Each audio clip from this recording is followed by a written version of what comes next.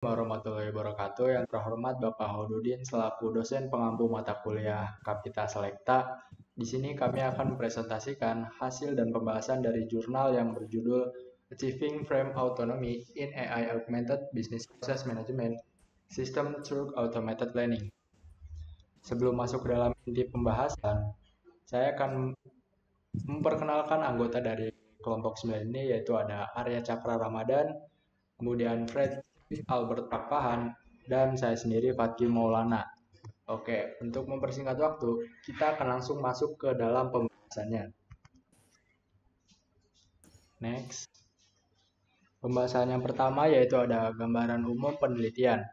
Penelitian ini menghasilkan pendekatan baru untuk mewujudkan frame autonomi dalam sistem manajemen proses bisnis berbasis kecerdasan buatan atau AI Augmented Business Process Management System atau bisa disebut ABPMS. Frame autonomi adalah kemampuan sistem untuk mengambil keputusan secara mandiri dalam menjalankan proses bisnis tanpa keluar dari batasan yang telah ditentukan oleh aturan prosedural dan deklaratif. Selama ini sistem BPM tradisional bersifat kaku, hanya bisa menjalankan proses sesuai model awal. Namun, penelitian ini membuktikan bahwa dengan pendekatan baru berbasis automated planning dan automata atau bisa disebut TFA, sistem dapat tetap fleksibel walaupun kondisi proses berubah-ubah atau aturan saling bertentangan.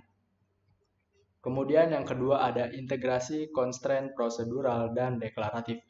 Hasil utama adalah pengembangan Hybrid Business Process Representation atau bisa disebut HBPR yang menggabungkan dua jenis aturan. Yang pertama yaitu ada prosedural, aturan yang mendefinisikan urutan kegiatan secara ketat, misalnya Petrinet. Dan yang kedua ada deklaratif, aturan berbasis prinsip atau kebijakan yang bersifat fleksibel, misalnya declare. Dengan HBPR, sistem dapat mempertimbangkan kedua jenis aturan secara bersamaan, bahkan jika keduanya saling bertentangan. Contohnya pada kasus medis, panduan klinis mengharuskan tindakan proses operasi dilakukan, namun prinsip pengetahuan medis menyarankan pemeriksaan tambahan karena resiko infeksi. Sistem ABPMS akan menganalisis kondisi ini dan memberikan rekomendasi terbaik sesuai dengan batasan yang ada. Dan poin yang ketiga akan dilanjutkan oleh rekan saya yaitu Arya Cakra. Oke, untuk poin selanjutnya yaitu ada teknik yang digunakan. Untuk teknik yang digunakan itu yang pertama menggunakan determinan finite automata atau DFA. Nah, DFA ini menganalisa prefix trace jejak proses yang sudah terjadi, membuat suffix trace kelanjutan proses yang optimal. Diterapkan bersama automated planning, perencanaan otomatis AI untuk mencari solusi dengan biaya pelanggaran paling rendah. Metode ini memastikan sistem biaya tetap berjalan meskipun skenario berubah. Nah, analisis prefix trace ini sistemnya membaca jejak eksekusi proses yang telah terjadi atau prefix trace. Contohnya, pasien telah melalui tahap pemeriksaan awal dan keputusan operasi, namun muncul kondisi bawah seperti infeksi paru. Nah, yang kedua ini ada perencanaan suffix trace. Nah, sistem ini kemudian menghasilkan kelanjutan proses suffix trace yang optimal dan tetap sesuai dengan batasan yang ditentukan. Jika konflik tidak bisa dihindari, sistem akan memilih solusi dengan biaya pelanggaran rendah. Proses ini dilakukan dengan bantuan automated planning dalam AI yang mencari solusi biaya minimum berdasarkan semua aturan dan kondisi yang ada.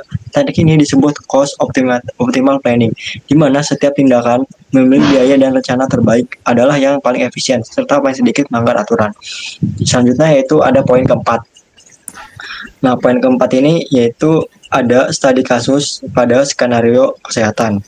Nah, penelitian ini memvalidasi metode ini menggunakan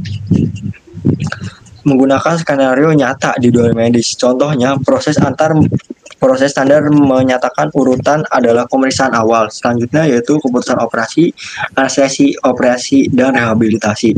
Namun, jika pasien menunjukkan gejala infeksi seperti keputusan operasi, maka X-ray dan terapi antibiotik harus dilakukan sebelum operasi. Dalam kasus ini, dua pilihan pun muncul. Yang pertama yaitu melanggar panduan klinis atau CG, menunda operasi dan melakukan perawatan infeksi terlebih dahulu. Selanjutnya itu melanggar prinsip medis atau BMK, tetap menjalankan operasi meskipun ada risiko. Hasil dari sistem ini menunjukkan bahwa biaya pelanggaran BMA jauh lebih tinggi dibanding melanggar CG. Oleh karena itu, sistem akan merekomendasikan untuk mengutamakan pengobatan infeksi terlebih dahulu sebelum melanjutkan operasi. Selanjutnya itu ada poin kelima. Poin kelima ini yaitu evaluasi performa. Pengujian ini menunjukkan yang pertama itu sistem efisien meskipun jumlah aturan dan kompleks meningkat.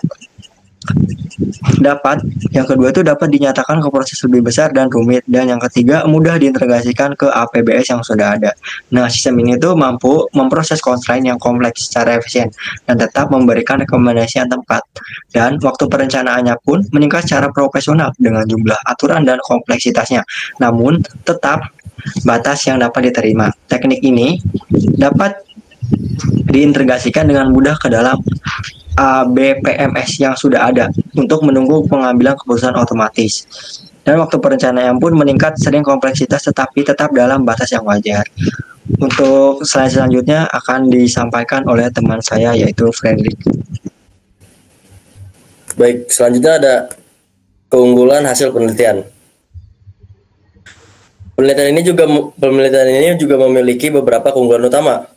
Metode yang dikembangkan dapat membantu sistem mengambil keputusan secara otomatis, namun tetap berada dalam batasan aturan yang sudah ditentukan.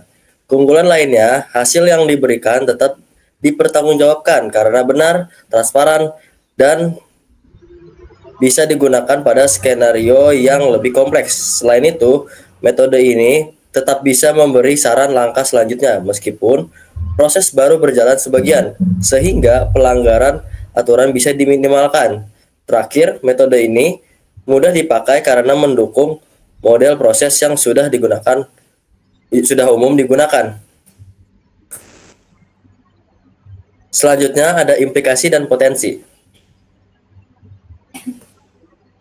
Implikasi dari penelitian ini adalah dapat digunakan sebagai alat bantu dalam pengambilan keputusan pada sistem manajemen proses bisnis berbasis AI. Lalu metode ini juga bisa dipakai untuk simulasi what if, yaitu mencoba berbagai strategi eksekusi proses sebelum dipakai nyata. Dengan demikian, penelitian ini membantu terciptanya sistem otomatis yang otonom, namun tetap dalam kendali aturan atau bingkai yang jelas. Selanjutnya ialah potensi pengembangan.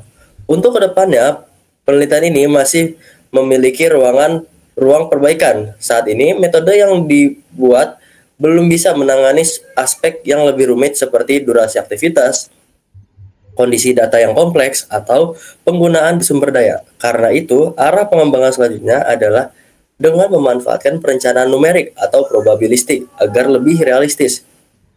Meskipun akan lebih berat secara komputasi, selain itu, perlu ditambahkan konsep tingkat keparahan pelanggaran, sehingga bisa dibedakan mana yang ringan dan mana yang kritis. Penelitian ini juga masih bisa diperkuat dengan eksperimen tambahan agar kinerjanya semakin cepat dan efisien. Lalu yang terakhir, kesimpulan akhir. Penelitian membuktikan bahwa frame otonomi yang pertama meningkatkan adaptasi sistem BPM secara signifikan. Lalu, membuat sistem mampu memahami konteks, menilai konflik, dan memilih strategi terbaik. Hasilnya, proses bisnis menjadi lebih cerdas, fleksibel, dan mandiri. Sekian dari kelompok kami, maaf bila ada salah kata. Assalamualaikum warahmatullahi wabarakatuh.